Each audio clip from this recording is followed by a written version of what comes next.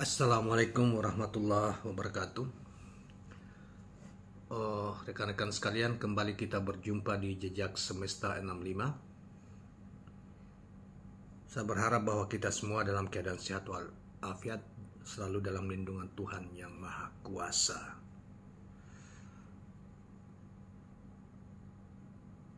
Kawan-kawan sekalian, pada kesempatan ini kita akan mengetengahkan beberapa isu yang penting ya dari perkembangan dinamika politik terkini. Di antaranya adalah pertemuan pimpinan Partai Golkar dengan Partai Demokrat kemarin sore atau kemarin malam. Kemudian banyak kritik yang diajukan kepada Presiden Jokowi karena dianggap terlalu ikut cawe-cawe di dalam urusan pilpres ya, dan berupaya untuk menyingkirkan salah satu capres, yaitu capres dari Partai Nasdem, yaitu Anies Rashid Baswedan. Sehingga kelihatannya dari perkembangan itu ada reaksi yang agak keras dari Partai Nasdem, yang kemudian nanti kita juga kemukakan ada ulasan yang dimuat di portal Demokrasi News yang dikemukakan oleh Muslim Arbi dan teman-temannya. Tapi sebelum kita sampai ke situ, saudara sekalian, kita akan membacakan pernyataan atau beberapa pernyataan dari pimpinan Partai Nasdem yang kelihatannya agak kesal dengan melihat dinamika yang berkembang. Misalnya, mengapa dia agak kesal dengan mungkin ada pertemuan Erlangga dengan pimpinan Demokrat yang kemudian ada bocoran bahwa pimpinan Partai Golkar mengajak Demokrat untuk berkoalisi dan menawarkan ke Agus Harimurti Yudhoyono untuk menjadi cawapres dari Erlangga Hartarto.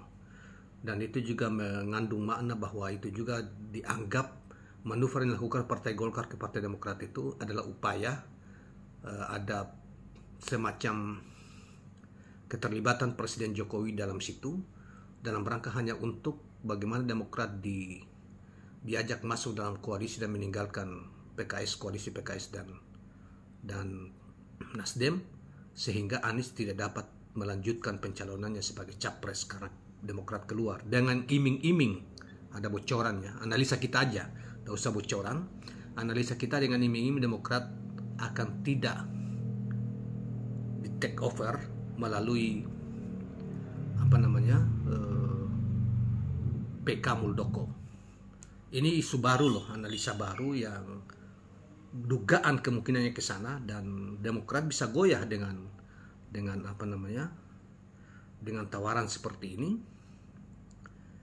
Dan tentunya SBY dan AHY dan Ibas, yang duanya ini anaknya satu ketua umum Demokrat, satu wakil ketua umum Demokrat, ketua fraksi, dan satu ketua majelis tinggi yaitu Pak SBY. Jadi trio ini bisa goyah kalau diberi jaminan bahwa Demokrat akan tidak diapa-apakan, tetap menang tangan SBY dan keluarga SBY, kalau mereka menerima tawaran Erlangga Hartarto koalisi dengan Partai Golkar dan memberi posisi AHY sebagai cawapresnya Erlangga. Tapi itu nanti kita lanjut. Oleh karena itu, saudara sekalian, dugaan kenapa Nasdem agak keras buat pernyataan hari ini yang ditampilkan dari media Indonesia ya, dari tanggal 29 April kemarin. Nah, saudara sekalian, kita bacakan. Partai Nasdem meminta agar pelaksanaan pemilihan umum berlangsung demokratis. Kontestasi politik itu harus digelar tanpa intimidasi dari kaki tangan negara. Jangan demokrasi ini dicampuri dengan intimidasi, dengan pelibatan aparat penegak hukum, dengan melibatkan kaki tangan negara. Jangan, kata Ketua DPP Partai Nasdem Willy Aditya melalui akun YouTube Potreking TV Jumat 28 April 2023. Nasdem, kata Willy, yang mengusung Anies Rashid Baswedan sebagai bakal calon presiden, ingin berkontestasi dengan mengedepankan nilai-nilai pro-demokrasi, tidak menggunakan cara-cara yang menyalahgunakan kekuasaan.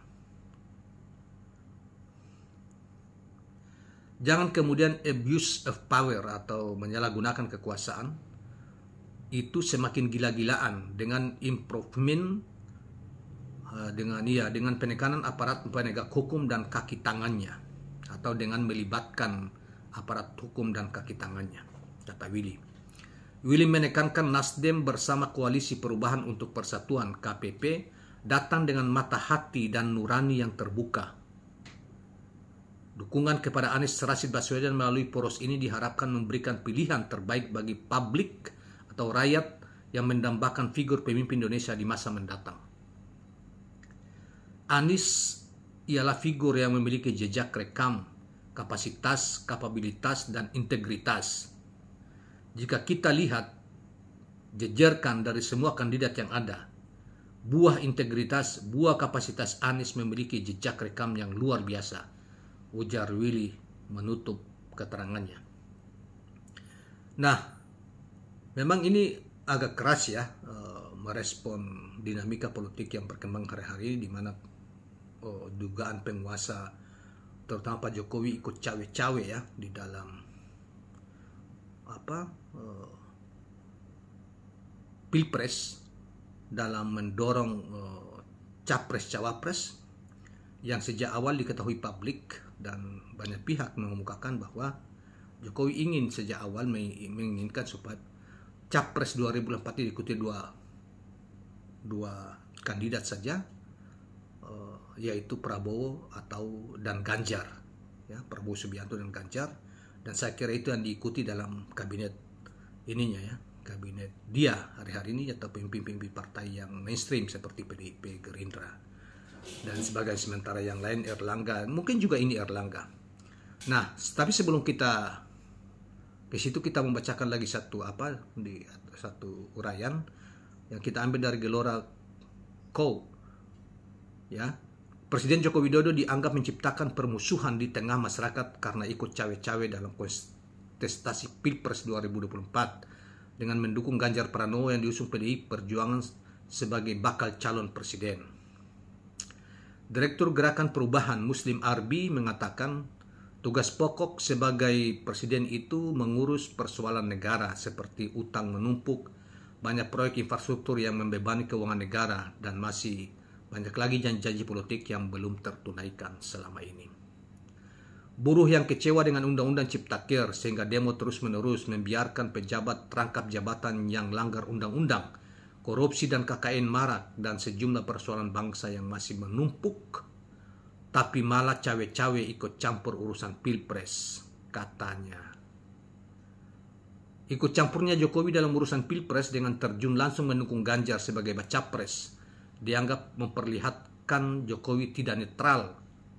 Sikap dan tindakan Jokowi itu jelas akan memancing kemarahan dan pembangkangan rakyat, kata Muslim. Padahal Jokowi seharusnya sadar bahwa yang menjadikannya presiden adalah rakyat.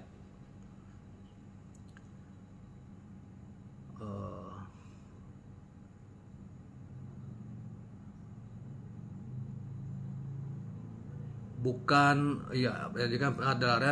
hanya PDIP saja. Untuk itu Jokowi harus berdiri di semua golongan, bukan hanya satu golongan, apalagi mengutamakan PDIP. Jika terus-menerus urus Pilpres, rakyat akan marah. Tindakan Jokowi itu memecah bangsa dan rakyat karena satu partai dianak emaskan, partai yang lain diinjak. Itu berbahaya, apalagi ada desain sistematis agar capres di luar PDIP dimusuhi. Itu sangat merusak dan berbahaya. Selain tidak adil, itu juga menciptakan permusuhan antar anak bangsa. Demikianlah yang disampaikan oleh Muslim Arbi yang mengingatkan Pak Jokowi supaya, dan ini bukan hanya Muslim Arbi yang mengingatkan, tetap semua lah, banyak pengamat, terkecuali pengamat yang merumput selama ini di bawah rejim Pak Jokowi, termasuk beberapa lembaga survei yang selalu menggiring opini untuk memenangkan salah satu kandidat yang saya kira yang hari ini diusung oleh PDIP.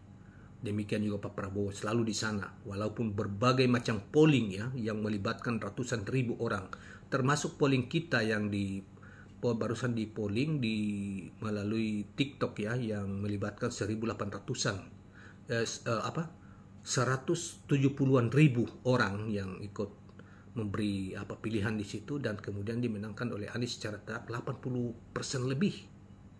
Tetapi itu tidak dianggap, termasuk juga di TV One 60-an ribu yang terakhir 65%, dan Ganjar dan Prabowo jauh.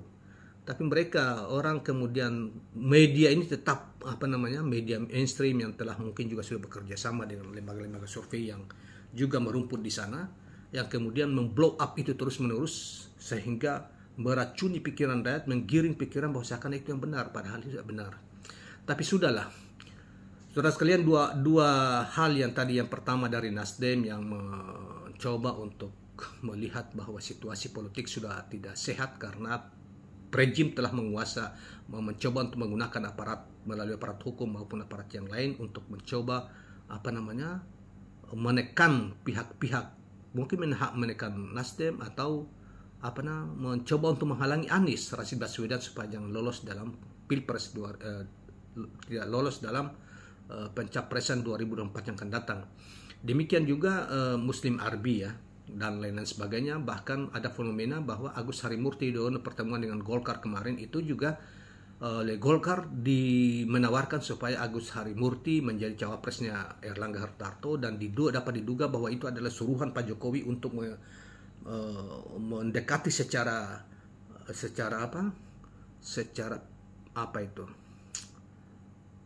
tidak langsung, atau mendekati, membujuk keluarga Pak SBY, Ibas maupun Agus Harimurti supaya menerima berkoalisi dengan Partai Golkar. Dengan begitu maka mau tidak mau harus meninggalkan PKS dan Nasdem ya. Kalau itu diterima, maka selamatlah Demokrat dari ancaman pengambil alihan oleh Muldoko melalui PK di Mahkamah Agung itu. Itu kira-kira poinnya. Itu yang membuat kemudian Nasdem agak marah, dianggap bahwa politik kita sudah tidak benar, demokrasi kita sudah penuh dengan ancaman, sudah tidak benar, dan mengancam capres mereka untuk tidak lolos dalam pemilu 2020, pencapresan pemilu 2024 yang akan datang. Nah, kawan-kawan sekalian, inilah yang kurang diperhatikan oleh umumnya Pak analis. Kalau saya menduga ya, menganalisa bahwa ini ada kaitan dengan masalah membujuk Demokrat supaya Demokrat meninggalkan Nasdem dan PKS dan lebih memilih berkoalisi dengan Erlangga, sehingga kalau itu terjadi maka capres-capres yang bertarung 2024 yang akan datang semuanya punya Jokowi, atau mereka yang merumput hari ini bagian dari rejim saat ini, yaitu menterinya Pak Jokowi maupun gubernur dari Jawa Tengah, Ganjar, yang memang ini sejak awal diinginkan oleh Pak Jokowi, walaupun melakukan akrobat beberapa waktu yang lalu seakan-akan mendukung Prabowo, seakan-akan menciptakan koalisi KIB dan lain sebagainya, kemudian yang lain ditinggal, kemudian dia bergabung dengan PDIP kembali, kemudian ini dia dorong-dorong yang lain seperti yang juga dikemukakan oleh Profesor Denny Indrayana tentang bagaimana dia mendorong Caimin supaya menyampaikan ke Prabowo supaya segera deklarasi, tetapi di sisi yang lain dia minta ke Pak Prabowo supaya deklarasi Pak Erlangga. Nah, itu kan tipuan yang coba dimainkan, trik tipuan yang coba dimainkan dalam permainan politik, yang justru itu dimainkan langsung oleh Presiden Pak Jokowi ya. Nah, ini juga seperti itu. Ini juga dapat diduga bahwa Erlangga ini disuruh untuk mendekati Partai Demokrat dengan memberi jaminan Demokrat tidak akan diapa-apakan bila dia mau, dengan jaminan juga nanti AHY yang jadi wapres. Ini ya. Skenario itu bisa saja terjadi, sehingga kalau Demokrat sudah berkoalisi dengan Golkar, maka Demokrat tidak lagi diganggu, dalam pengertian dia akan pemenang di dalam PK, tetap Muldoko akan dikorbankan. Tetapi kalau dia tidak mau, Demokrat tidak mau, maka posisi ini masih tetap sama sebagai ancaman untuk bisa diambil alih. seperti yang dikatakan oleh Profesor Denny Indrayana. Nah, kalau ini terjadi maka otomatis seluruh pintu partai sudah tertutup, memaksa PKS dengan Nasdem harus memilih apakah bergabung dengan Prabowo, ya, otomatis Anies gagal karena seluruh partai sudah ini, terkecuali PAN, tapi PAN pun dapat diduga dia akan bergabung dengan PDIP karena sebelumnya dia sudah membuat pernyataan tentang itu. Terkecuali kalau PAN itu, ketua PAN itu keluar dari bayang-bayang Pak Jokowi, karena PAN sejak awal mengatakan Pak Jokowi adalah panglima politik mereka, ya, jadi susah untuk misalnya bergeser ke koalisi PKS maupun Nasdem, sekalipun PAN misalnya menggiring Erick Thohir untuk pasangan dengan Anies Baswedan, belum tentu itu terjadi. Mau tidak mau maka peta itu bisa, Nasdem, PKS bisa akan lebih mudah bergabung dengan Prabowo dengan tanpa Anies mungkin sekalipun. Atau bisa juga Anies diturunkan grade-nya menjadi cawapresnya Prabowo. Skenario itu masih bisa terjadi kalau Demokrat cukup kuat iman agar tidak tergoda dengan bujukan yang diajukan oleh Erlangga Hartarto untuk berkoalisi dengan Golkar. Nah, tapi juga belum tentu juga Demokrat bisa lolos kalau tidak mau mengambil bisa bisa menang dalam PK, ya, PK Muldoko di Mahkamah Agung kalau dia tidak mau. Jadi ini juga ancaman juga buah si malakama di sini gitu ya. Tetapi kalau dia terima Erlangga Hartarto, maka rejim akan membantu supaya Demokrat tetap dikuasai keluarga SBY dan keluarganya dengan mengalahkan PK Muldoko. Inilah yang masih di otak-atik seputar itu. Tetapi kalau dia tidak mau, kemungkinan bisa diambil alih, dan sama saja Anies akan tidak lolos dalam tidak lolos di dalam pencapresan yang akan datang karena kurang partai itu. Di sisi yang lain ada analisa yang lain, tapi itu belum terjadi. Itu kemungkinan bahwa Erlangga bisa bergabung dengan koalisi perubahan kalau mereka melihat ada ancaman yang serius di Partai Demokrat di sana oleh Muldoko dan kemungkinan keluar sebagai pemenangnya berat, maka sebetulnya PKS dan Surya Paloh segera menarik Erlangga masuk di koalisi Golkar ini masuk dalam koalisi perubahan, di mana dengan menawarkan Erlangga sebagai cawapresnya Anies Rashid Baswedan. Kalau Erlangga mau jadi capresnya, maka sulit untuk ketemu. Dengan begitu maka tetap masih rawan posisi Anies untuk melanjutkan pencapresannya yang akan datang karena dihadang itu. Oleh karena itu kita bisa pahami betapa marahnya agak keras apa yang dilakukan oleh Partai Nasdem terhadap dinamika politik yang berkembang akhir-akhir ini, yang dianggap penuh dengan tekanan dari rejim, ya, yang menggunakan aparatnya untuk menekan dan mengotak-atik mengotak-atik Anies gitu ya, supaya tidak lolos dalam Pilpres yang akan datang. Itulah yang semangat yang kita bisa tangkap dari dari kemarahan, ya, tanda petik Nasdem yang kita telah bacakan di awal tadi. Demikianlah kawan-kawan sekalian, mudah-mudahan bermanfaat. Semoga bisa menambah pengetahuan kita. Jangan lupa subscribe, like, dan share channel ini. Assalamualaikum warahmatullahi wabarakatuh.